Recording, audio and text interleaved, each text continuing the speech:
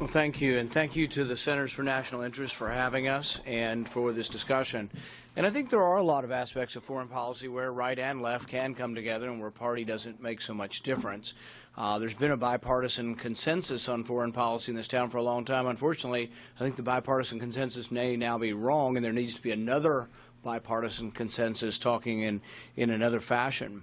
But I'm excited that this week Senator Murphy and I and Senator Franken and Senator Lee will introduce legislation, and it's a privileged resolution. And this is very unusual in the Senate in the sense that it will be voted on. It has to be voted on within a period of time. So the plan now is it'll be introduced on Wednesday and it'll be voted on Wednesday. This almost never happens. So a privileged resolution is extraordinary in Congress. The power to do this was given to us by the Arms Export Control Act of 1976. But this resolution will say to the President that we disapprove of the sale of arms to Saudi Arabia. Now, your next question might be, what will he do? He could veto it. The House could sit on it. There are a lot of things that may happen. But I think it elevates the debate, and it allows Congress to be part of this decision. Now, some might ask, why would Congress have anything to do with foreign policy? Isn't foreign policy the bailiwick of the chief magistrate, of the President? Well, according to our founding fathers, it was intended to be our bailiwick. The initiation of war was specifically taken away from the presidency and given to Congress. And if you look at Madison's words discussing this, Madison said that the branch most prone to war is the executive branch. Therefore, with studied care, the Constitution took that power and vested it in the legislature. But we've gotten away from that. You might also ask, how can arms sale be anything to do with initiation of war? It's just sale of arms to an ally. In this case, there is a war going on in Yemen.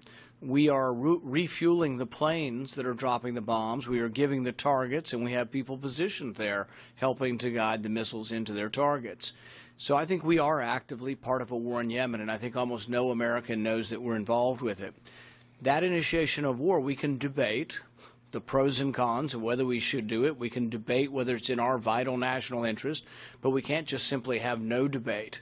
So I think it's absolutely important, and I think it's a big deal that we are bringing this forward. This and other issues have brought Senator Murphy and I together. Also the discussion of whether or not, when we go to war, that Congress should authorize it.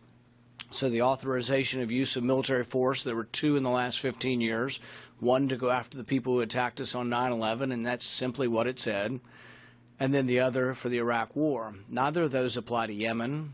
Neither of those, frankly, apply to Syria. They need to be debated. So about 2 years ago in the Foreign Relations Committee, they were discussing a water bill, and I insisted on an amendment to authorize force, the use of force in the Middle East, and to debate that. And we had a pretty good debate without a conclusion, but we began the debate. Unfortunately, it didn't go to Congress. Congress points their fingers. Republicans say Democrats should do it. Democrats say Republicans should do it, and it languishes, and yet we are at war without a debate. When you talk to our soldiers who fight in the wars, every one of them that I encounter, lots in Fort Campbell, lots in Fort Knox, saw kids the other day from the Naval Academy, every one of them says they want the people to have debated this. In fact, there is an American soldier right now in court suing over whether or not it's a constitutional war, a valid order for a war, since Congress has not authorized the war. I don't think these are arcane points. I don't think they're moot points.